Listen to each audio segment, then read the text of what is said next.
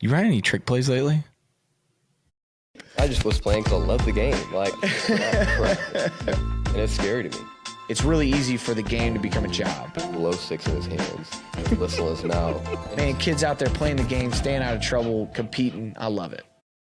I wouldn't really call them. I'd call them more deception than trick play. Oh my gosh, here we go. Okay, what are your give me a deception play? I mean, fake wide zone into the boundary where you're passing it back underneath to, a skill player, like through the mesh, something like that. I wouldn't really like a double pass to me. That's more of a trick play. Things where there's like no initial first contact. Yeah. To me, that's more like a deception. Yeah, that was pretty boring. Deception plays are boring. You need more trick plays in your life, I can tell. Dude, I've been told that before. Yeah, I've always been really interested with every coordinator, like how they handle their trick plays. Like you have some that are very, like weekly, we're going to have one and we're going to run one just to make the defense have to rep it. Yeah, to me, it's all predicated on your team and how they can handle the ride of the risk. Yeah, and it's hard. Like, so I always try and carry one.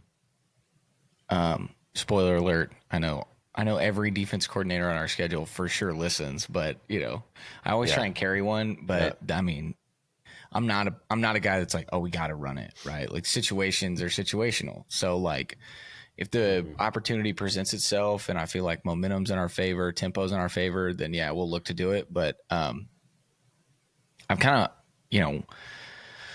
I always find it interesting when guys are like, we have to run it. Well, are you running it because of the confidence you have against your opponent, or are you running it because like it's good for the kids, it's good for the game plan, et cetera, et cetera. But that's always been the like caveat is like, how do we, how do you find that balance? But I think the biggest thing is like, as long as you don't get caught up in the whirlwind of like, living by the trick play, dying by the trick play. I think it's a really good way at the high school level to keep your players like, it's a really cheap way to sprinkle in like fun, Yeah, I mean, I think you just got to be really smart about, and again, it's predicated on the maturity of your team, but I think you got to be really smart about the way in which you present the trick play and how much you like hype it up. Because if you hype it up all week long and this is going to hit and it doesn't hit, you very easily in that moment could just like buzzkill and everybody's deflated and oh no, now what do we do? Yeah, like this isn't the key to our offense. This is just fun and cool and a weakness in their defense that we can take advantage of in this brief moment. We hit one last week in our second game, hit the classic double pass, made it look like Wildcat. And I didn't think that we would be running that much Wildcat in the game plan, so I didn't know how much they would react to it. But fortunately / unfortunately, we needed a spark in the run game, and the Wildcat kind of gave it to us, which ended up indirectly, or like I guess subconsciously, setting up the old double pass. And don't worry, guys. Again, I'm not giving away trade secrets. It's been posted all over socials. It's people have been running the same play for 24 years. I didn't reinvent the wheel. I'm not that smart. That's right. Did you, you had the quarterback step up and just ensure that it wasn't. Yeah. So put a receiver at quarterback who he had carried the ball in Wildcat, the big step forward, and the quarterback was a slot receiver, the big step back. But it actually, I gave him a 1-2, gave the quarterback a, look here, then there. And the one was blanketed. I was really glad he went to that too, because it was butt naked. Yeah. It's always tough to have a progression on a trick play. So yeah, your guy must be pretty smart. Anything past 2 was pretty much all right. Just run for your life, be an athlete. Let your athleticism solve my stupidity. I'm a big believer in that. Yep. Which is like, it kind of, I kind of had to lean on that mindset this past week too. Like, I just straight up tell the kids at halftime, it's like, some of our issues offensively this first half have 100% been my ego. And I apologize, guys. And I'm going to, they came out and, the ego is the enemy. There you go. Hold on, move your hand. Who's the author? Ryan Holiday. Ryan Holiday. There you go. Ego is the enemy. Write that down. Yep. We came out, though, and, like, the dude on the other sideline, the head coach calls the defense for the other team, and he basically, without words, looked at me and was like, you ain't throwing the ball for nothing tonight. I was like, yeah, watch this. And I kept trying to force it, and then finally put the ego aside and just, told the offensive line, listen, we're either going to win or lose, and it's going to be because of you. And they answered the call, and we had three guys that, carried the load as far as rushes, and, I had a 250-yard rusher, 160-yard rusher. So had 8 rushing touchdowns. Okay. Never done that in my career. Wow. At first I was like, so he for sure said you weren't going to throw the ball. I'm not exaggerating. It didn't matter. But you're going to run it. It didn't matter if we were in 2x2, empty, quads. Wow. Like, you're either going to run the ball or you're going to lose this game. And I was like, all right, fine. Never done it was at first, like when I first looked at it, I was like, it's kind of gross. But then, I had to talk myself into like, no, this is a growing moment. You did what was he double clouding it, or what was he he's doing? playing 3/2 to anytime we got into 2x2, he's playing 3/2. Anytime we got into 3x1, he was playing 3/3 and 2/1. It's just just because of what we had done the first 2 weeks and the success that, a couple of our guys have had throwing the ball. It's, I get it. I can appreciate it. Yeah. And, it may have taken till week 3, but our 215-pound running back, he decided to have himself a game. So 25 carries for 250 yards and 3 touchdowns. Not a bad night. Not a bad week 3. If you're going to make a statement because somebody's challenging you, that's not a bad statement to make. That's right. So good for him. So you guys got a dub, and then next week who do you play next week? SNS Consolidated. We're the Road Warriors ride again, 3rd week in a row. Gotcha. What so y'all are playing there Friday, Saturday? Yeah, we're there Friday, but no school. So gonna be an interesting curveball for the kids as far as just like, I'm a big routine guy. I think teams need it. I think kids need it on an individual level. Teams need it on a group level. And so we're going to try and do some things Friday too. Obviously it won't be exactly the same. But bring the kids in, feed them breakfast, talk to them a little bit. So you're making get up like normal 8 a.m. No, yeah, it's going to be, 9 just because like our kids may not respond the best if it's like, Coach, we have nothing. When I was in high school, we had a dude that did that. He was like, I don't care. Be here 8 a.m. I don't care if we don't have school. And I was like, this is the dumbest thing because you're just sitting around Did y'all stay there the whole day? Whole day. Yeah, and the commute to the game, disgusting. The commute to the game was 30 minutes. So it's like you got up at 8 a.m., they fed you breakfast, and then you met for like 10 minutes offense, 10 minutes defense, and then you sit around, and then you show a movie, and then you eat, and then you sit around. And it's like, okay, and I don't want to do that.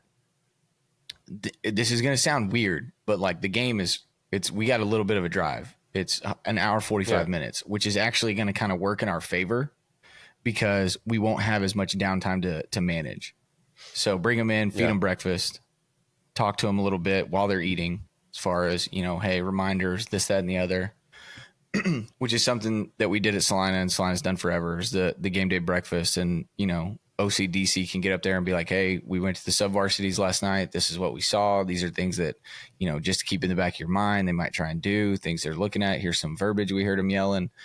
And then from there, we're going to show them a movie, something to really like, Remember the Titans, or, just the classic, cliche football movie. And then from there, because of the commute, my plan is to get in the bus and drive like halfway, pregame meal, walk through, do all that. That way we kind of kill some of that like downtime management by getting on the road early. And it cuts the commute in half to where they're not on a bus for almost 2 hours at a time. And we get that get off routine of eating, routine of walkthrough, get back on, finish. Then once you get off the bus the second time, we're into our daily, our normal Friday pregame. So I like it. That's smart.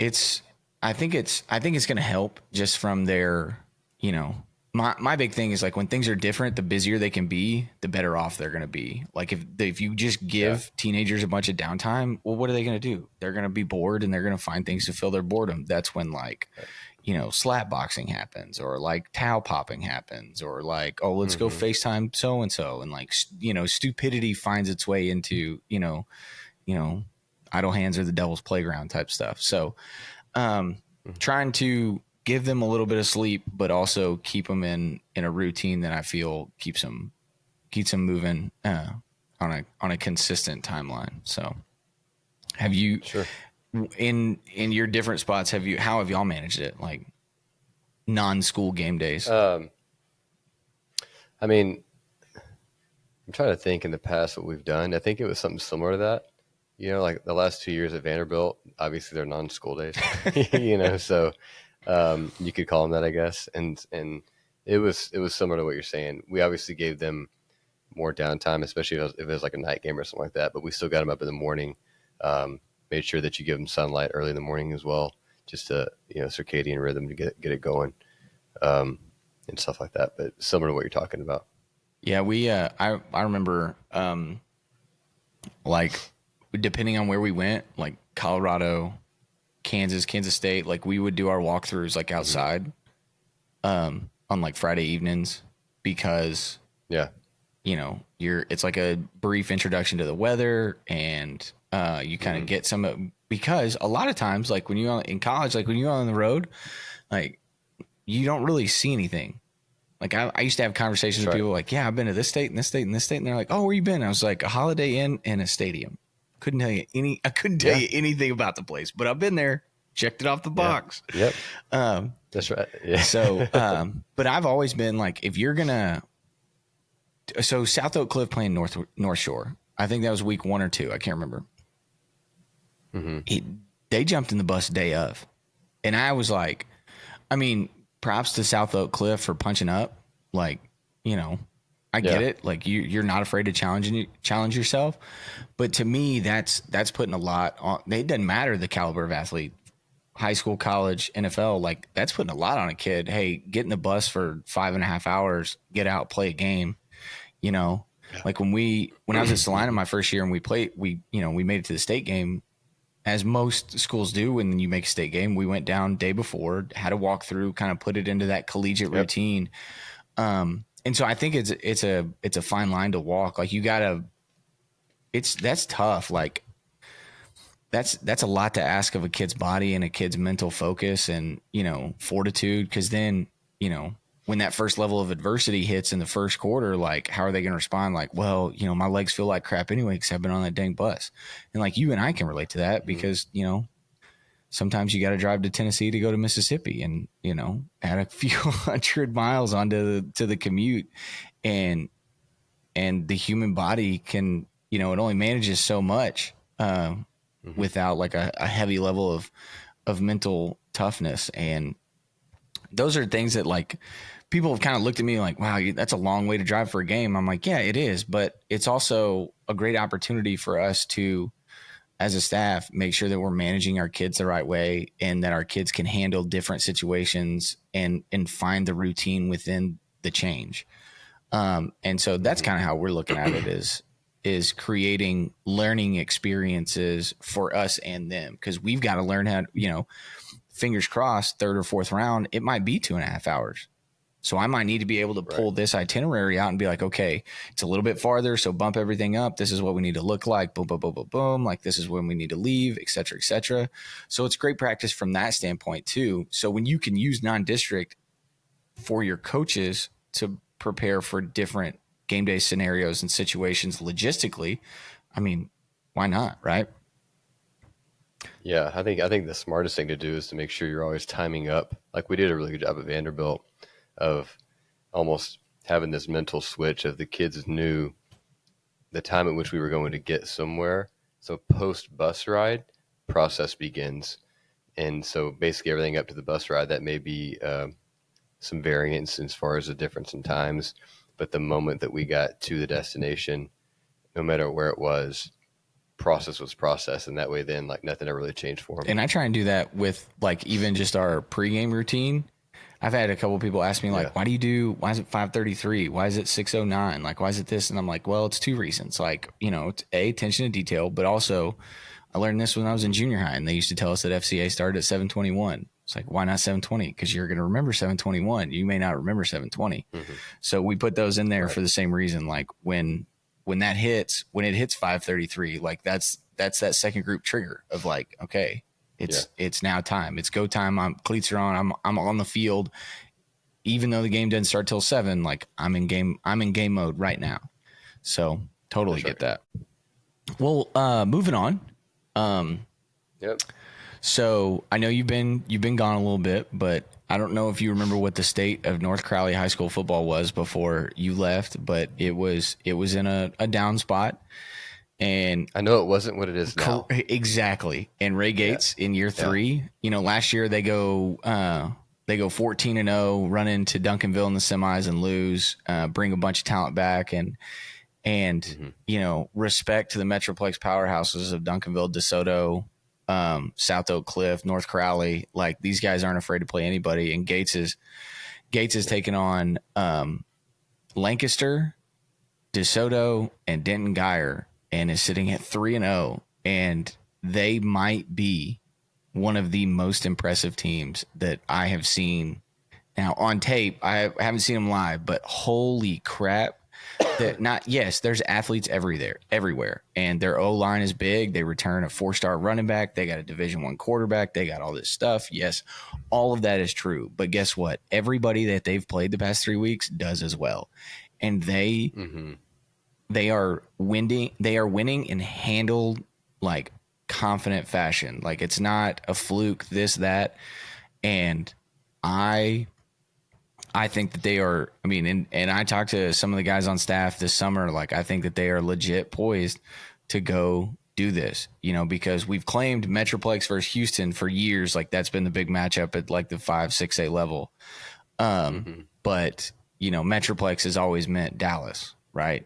Duncanville, DeSoto, South Oak Cliff, Denton got like that type of, and now Fort Worth getting into the mix with North Crowley. It's exciting.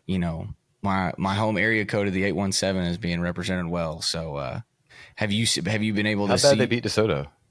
It was close. It was a one possession game, 57-52. I want to say, I could be wrong though. Let me look. But have you seen any of their games? No, I have not. I've just seen on Twitter, the headlines, but I haven't seen them play yet. So 57-51. I was 1 point off. So they beat DeSoto by one possession. They beat Geyer by 20, and they beat Lancaster by 8. So have proved in the Lancaster game and the Geyer game that their defense can get stops and force turnovers. And then in the DeSoto game, they proved that they could go win a shootout with against another high-powered offense. So here's my thing about it. Like, I like seeing consistent winners because I think it's a reflection of coaches who build really good programs. But I also like to see the emergence of new consistent winners and not flash in the pan guys. Because what would kind of bring the high down about this is if like after this year, depending on what happens, Gates goes and takes like a Dallas job or you know what I mean? Instead of like, well, I feel like with him at the helm, North Crowley can be a consistent winner and like a beast within that conversation for a sustained amount of time. And I think that's what we need more of. If we're like, you've got your Alitos and your Westlakes and your Highland Parks and then your Duncanvilles and your DeSotos. But think back, 5 years ago, DeSoto wasn't DeSoto was where Cedar Hill is now, and Cedar Hill was where DeSoto is now. Like they were in Right. different spots. And so they've been able to establish themselves as sustained long-term successful programs within the Metroplex. And I like seeing more of that. Because we're at a point, I think we spend a lot of time in the 4, 5, and 6A where like once you get to the fourth round, you're running into the same team but the same team's winning every time. Right? Like when you have more sustained, consistent winners, yeah, you're going to run into the same team. But now from a year-to-year basis, you don't know who's going to win that game. Right? Perfect example, Right. even on the small school level, Gunner Canadian. They've played each other like 8 times in like 5 or 6 years. And those are exaggerated numbers, but they've played each other on a consistent basis. But the last 4 years, 5 years, you go into the game and you're like, well, it's going to be Gunner, right? And the first couple times you're like, man, this is cool. They're going to repeat. They're on a roll, et cetera, et cetera. And this is not a knock on either program. Just as a fan, what you want to see is both of those teams paying attention to what they're doing, but also peeking out of the eye like, okay, it's going to happen again. It's going to happen again. And you go in and it's legit 50-50. You got no idea who's going to win because both rosters are talented. Right. Both staffs are great coaches. That's what I'm excited for North Crowley to add their name into the mix. So we get another consistent winner that might shake it up in that 4th, 5th round leading into the state championship at the 6A level. Yep. I think Texas, until one day when they allow NIL to happen, especially at the high school level, one of the few places where true coaching will still reveal itself. And with that becomes more consistent winning. I'm not like bashing college or anything like that. I'm just saying you're starting to see more colleges that are able to cover up lack of coaching through the NIL. And because they're able to pay more players. And so I think that's the cool thing about Texas high school football is the good coaches can truly build a program and develop kids, and they will beat the teams where those places are not doing as good of a job. So obviously, the enrollment and where they live in the district, that plays a part too. But it's no secret that the moment that you allow NIL to sneak into Texas high school ball, you'll see places likely, as long as they have more resources, who have not been traditionally good. They could probably still have the same coach, and out of nowhere, they're really good. Yeah, they get good overnight. That's right. So has NIL started to affect y'all? I mean, not y'all personally, but legal. The state of Tennessee, I guess is the way I should word it. Correct. It's minimal now, and I think it's more minimal because it's behind the scenes. But I think if you could pull the curtain back and actually see some of these programs that are utilizing it, it ain't very minimal. This is all just hearsay, but there's certain programs, within a 30-mile radius here that are paying kids 6 figures that have completely moved over, legal or not, to schools for that amount of money. And yeah, I would too. Let's just be clear. Yeah. So it is affecting, and it's more at our level, which we're at the highest level here in the state, but it's definitely going to affect it. And to me, especially like with our ball, where it's more private school, you run into issues where it's like, okay, because there's not necessarily rules in regards of where you live. I mean, you can transfer, you may have to stay out a year or not, depending on hardships and all that type of stuff. But my point is like, you're running into schools where if you're not utilizing that and somebody else is, you run into 2 issues now. You're having to impulsively create an NIL business plan, which impulsively is probably not going to be very good legally. And 2, you're now having to recruit your own players from being pulled from those other places. And so it's just it's a bad deal. So that's where I really respect Texas and not allowing that to happen yet. Yeah, and I've seen like different media outlets and stuff that are like, Texas better they better introduce NIL to the high school ranks or they're going to start losing all these kids to states that do allow it. And I'm like, nah. I don't think that's true. I think we do enough right, and we do enough better as a state and as, you know, a UIL and an association that, you know, I think these kids, when you're 15 years old and you're like, yeah, but I could go over there and I can make 40 grand. It's like, yeah. Or you could stay here, get developed. And when you commit to a P4 or a G5, you'll get, you know, $750,000. Shut up. You know, Or what's the point of it at the high school level? So you can go buy more Big Macs? Like, like honestly, like, what are you going to do with them? Like, I get it. Like, everybody says, well, you know, we could use the money and, you know, NIL and it's for this. Same thing for college, whatever. Like, at the end of the day, like, I feel like at the high school level, it's going to do way more harm. Way more harm than good, because now you're having those same conversations that they're having to have with freshmen and sophomores at the collegiate level. You're having to have with freshmen and sophomores in high school. You're having to talk to a 14-year-old about, like, I know there's $5,000 in your bank account and you have a debit card, but that doesn't mean that you have to go do this. But it also definitely doesn't mean that you can skip practice and you can do this and blah, blah, blah. Because now, like, I remember one of the crazy conversations was, like, when people were coming up with, like, reasons to hate Des Bryant, like those last few years he was in Dallas. People used to try and criticize. They're like, well, he doesn't listen to that guy because he makes so much more money than the coach. And it's like, no, he doesn't. Like, if he doesn't listen to that guy's probably an idiot. Des Bryant wants to be great, and he wants to be coached because he's a professional. Now, if you give $30,000 a year to a 15-year-old, yeah, you probably are going to run across that situation. It's like, well, you tell me what to do. Like, I make twice as much money as you do, blah, blah, blah. Right. And the audacity of the casual fan to think that because the sport has been given a platform and the platform has created businesses and the businesses make money, the audacity of the casual fan to be like, well, the players deserve some of that money. No, the players deserve to grow up, learn how to be upstanding citizens, get good at the game, do right. And if they do all that, it's a long-term investment. They'll be rewarded down the road. And if we're worried about paying a kid an NIL collective that's a Division II or Division III recruit, like, you're an idiot. Like, go away. Don't talk to me. All the points you're going to make are stupid.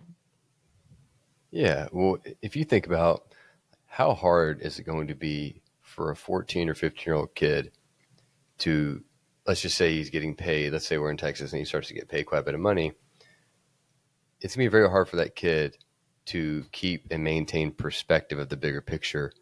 He's going to end up getting paid, and it's going to quickly become about that. And then all the things that are intangible that the game really stands for, he's going to quickly lose in development and process. All that's going to get lost. And you can say that it's not, but it is, especially when you're dealing with a child. Because I just saw it happen at the college level, and those 18-year-old kids are still children, and they don't know how to not let it get to their head.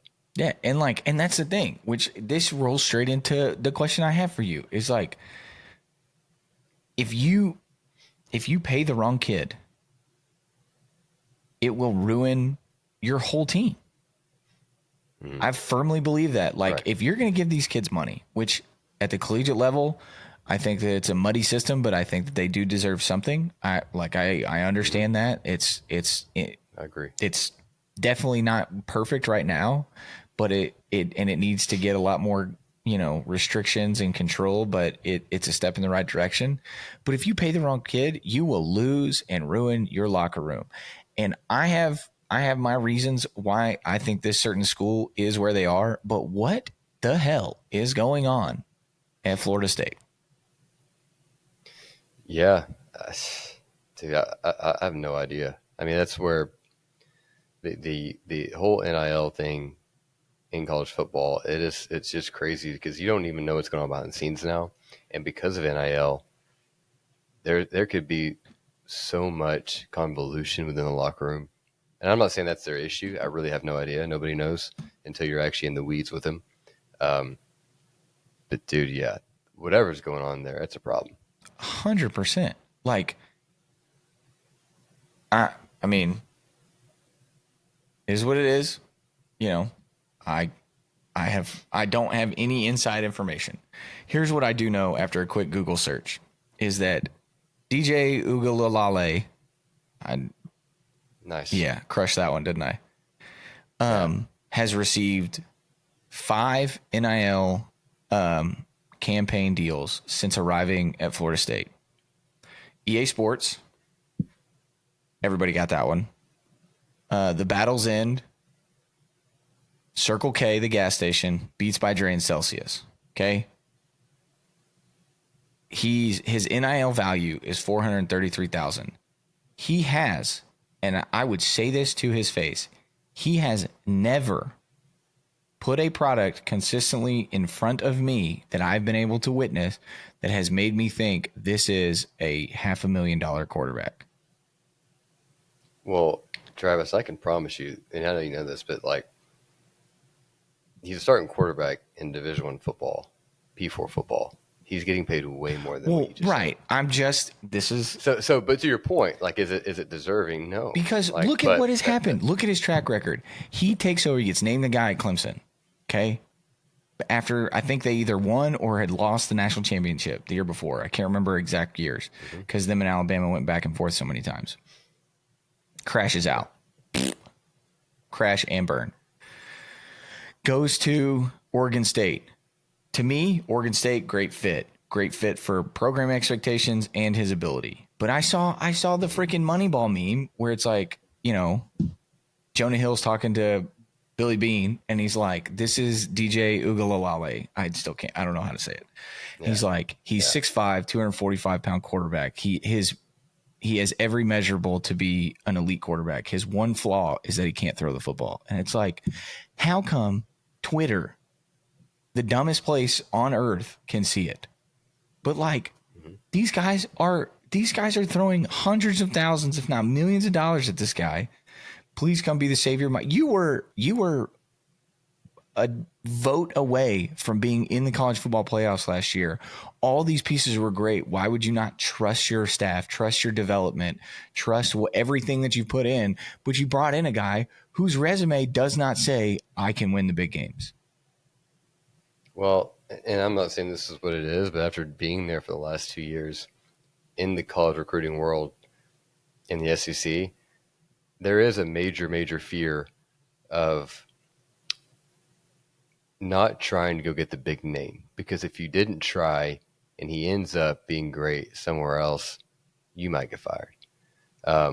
And so the amount of piggybacking that goes on there at the college world, where it's like, wait, DJU, he's available. Who's going after him? Oh, they're going after him. So we should go after him, because what if he is good? Well, and that's all of a sudden, no crap, we actually got that's him. The snowball effect of, I mean, that goes down even back down to the high school level, the snowball effect of offers, right? Every kid now is like, well, I just got to get that first one, because once I get that first one, the next one's going to come. And so much of that is a direct reflection of just pure laziness. Because if a team in my conference, you know, gives this kid the stamp of approval, well then, hey, if he's good enough for them, he's good enough for us. We got a better program. We'll get him if we want him. And it's like, or, you know, you don't have to offer 86 kids in a class that you can only take 23 because of how many seniors are going to leave. And then hope that maybe you get, you know, a couple guys that transfer, open up a couple more spots, this, that, and the other. Like, what are we talking about? Dude, it's tough, because, like, I know this is kind of going away from DJ and more into recruiting, but there was a kid that we were the first people to offer him, and he was part of the NFL Academy and overseas type of thing. We had a deep connect there, and they've got some kids. Dude, they got some freaks. Yeah, we tried to. I won't name names. We tried to get a foreign exchange student. Yeah. So, try to get him a host family. There you go. That's the way to do it. But there was a kid that we saw. We had first eyes on him, and 6'6", maybe more than that, 45-inch vertical, and very, very raw. Long story short, it was one of those things where we knew, okay, we offer him, everybody else is going to know about him. We don't offer him, nobody else will know about him. If we can offer him at the right time and he commits because he doesn't know any better, we're going to get him. It's like that's a thing as well. And so we were back and forth, because we're like, well, if we don't offer him and somebody else does, because we're not obviously on the tier of some of the other programs in our conference, he won't even consider us anymore. But maybe he will, because we're his first offer. But if we're his first offer, everybody else is going to know about him. What do we do? We offer him. and 40 other obviously schools do he's the like, next 2 days. Well, he was like, I'm going to commit to you guys. So we're like, well, it's probably best because like as much as we want that to happen, that wouldn't be right on our part because you haven't even seen this place. It'd be best for both parties. You came and make sure it felt at home. Should have just let him commit. Way to be a good person. The moment he came over and it was like, oh wait, let me go to Tennessee while I'm at it. Oh wait, look at these facilities. Look at Neyland Stadium. I'm going to commit here. Oh wait, there's NIL. Got it. I'm going to commit here. Yeah, that's yeah. But and you mix in the factor that it's international. It's not like you can just send a coach over there to sit down at his apartment and be like, "Listen, son, you have a secret offer. You're not allowed to tell anyone. It's a big secret. We're gonna surprise everybody. We got a special shirt, mate. Right. You know." That's right. But I don't know, man. It just like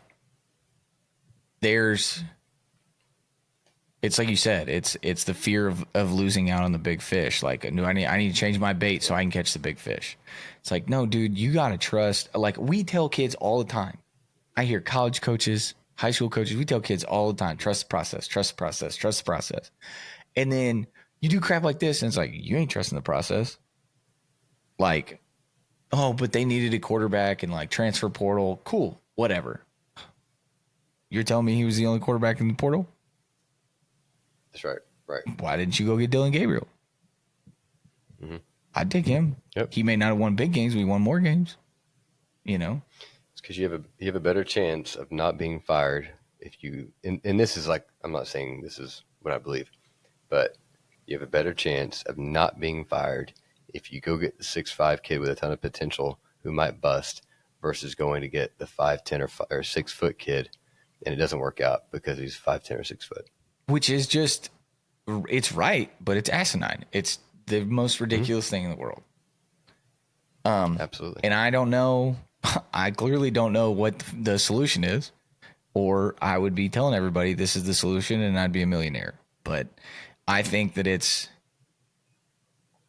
I think the guys that, I truly do think that the guys that have like dedicated portal staffs, that can be a Hall of Fame asset if those portal staff guys know what the heck they're doing. Or are they just like, well, he's this tall and he's this big. Yeah, but like, what's his completion percentage? What's his third down conversion? Like, how many games has he won against top, 20 opponents? Blah, blah, blah. Like, what are we looking at? I don't know. Ever since he came in, he was like a sophomore on what was the Netflix show that Spencer Rattler was on? QB1. He subbed in, like he at St. John Bosco, he subbed in for a kid that I think the kid ended up going to Temple and then transferred, but he subbed in and he went in like middle of the game. He's a monster in high school and can throw the ball 80 yards, so they go deep ball city. He wins the game, they rotate his quarterbacks, blah, blah, blah. But even then, I was like, okay, are you winning because you're a great quarterback, or are you winning because you're a better athlete than the people you're playing?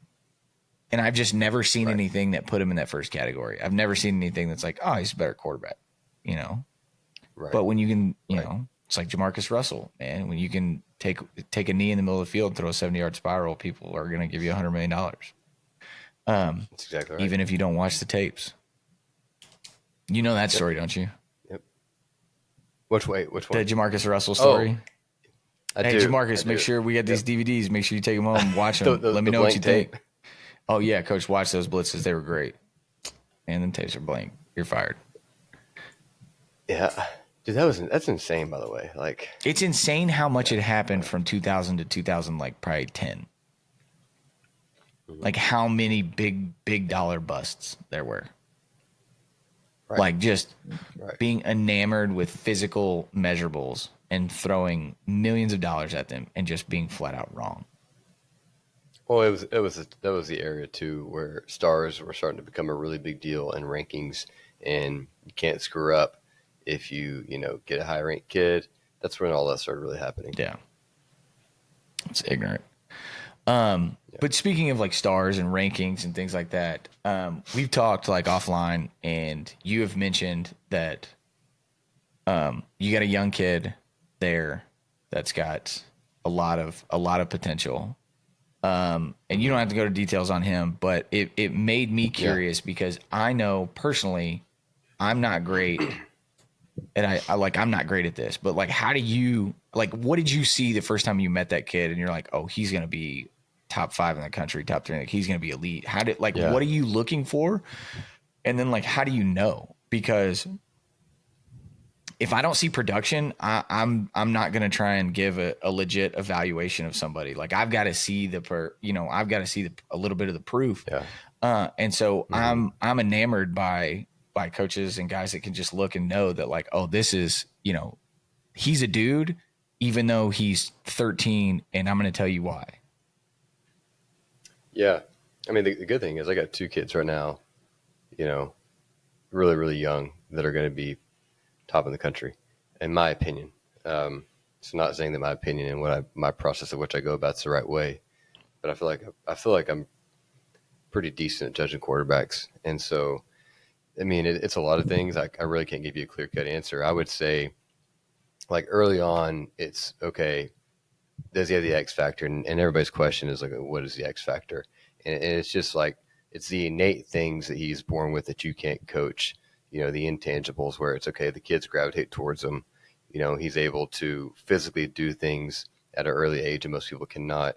From a throwing motion perspective, like how natural is it? Because like to me, you can fix throwing motions, you really can, but to a certain extent. And when you're identifying a kid early on, it's how natural is it? Is it something that is going to work from a longevity perspective? And like what kind of zip does a kid have on the ball at an early age? And like both these kids, it's far better off than most kids their age. You can see it. And then to me, you really can't make any of those judgments until you also watch him play the game. Like what innate things he does in the game that are not only special, but they create production. Because that's the big thing is like he has to produce in the game. Because I've also seen a lot of quarterbacks where you see him in the offseason and it's like that kid's going to be really, really good. And then you get him in season and he's playing real football and the production's not there. Because to me, if you're going to be top quarterbacks in the country, you could be on the worst team ever and you still win games. I've seen a ton of quarterbacks that, I actually had to do a study for, it was either Elite 11 or ESPN, one or the other, back when I was working with one of Trent's guys. Name drop. And the study was, and the study was looking at sophomore quarterbacks, the school they went to, the record from the kid when he was a sophomore, junior, senior, and then go back 1 year before he's a sophomore, assuming he didn't play, and look at the record before. And to see those quarterbacks and their impact they had on the program when they started playing quarterback. And it was really interesting because I'm not going to name drop at all, but you saw it carry over as I followed those quarterbacks that year, 3 years into the NFL.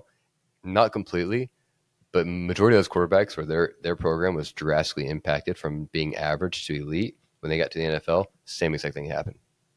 Yeah. So it's pretty cool. Absolutely. Last thing, everybody's favorite bit, Chronicles of Parker. They continue every week. I thought after our game, it was going to be about the fact that she tried to steal a pylon from the opposing school as we were leaving. But she surprised me yesterday. Walked up, I'm sitting there, a little bit of downtime watching some college football. She walks up to the couch and she gets real quiet and she goes, "Daddy, listen."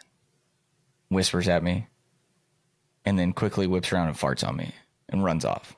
Oh my and I gosh. was like, awesome. We're in this phase. And then she came back like 90 seconds later, did it again. Oh my god. Then she came back like 90 seconds later, did it again. So now we've developed what I'm starting to think might be a legitimate skill, but it's raising a fear. I think my daughter can fart on command, and I don't really more gift. I don't really know how I feel about it, because at some point she's going to do it in public and people are going to think I taught her to do that. So That's exactly right. I didn't. Full disclosure, I didn't. But on one hand, it is still kind of impressive. It is good for her, especially at that age. So she could be a gifted student. Maybe that's how you identify her talent early. That's right.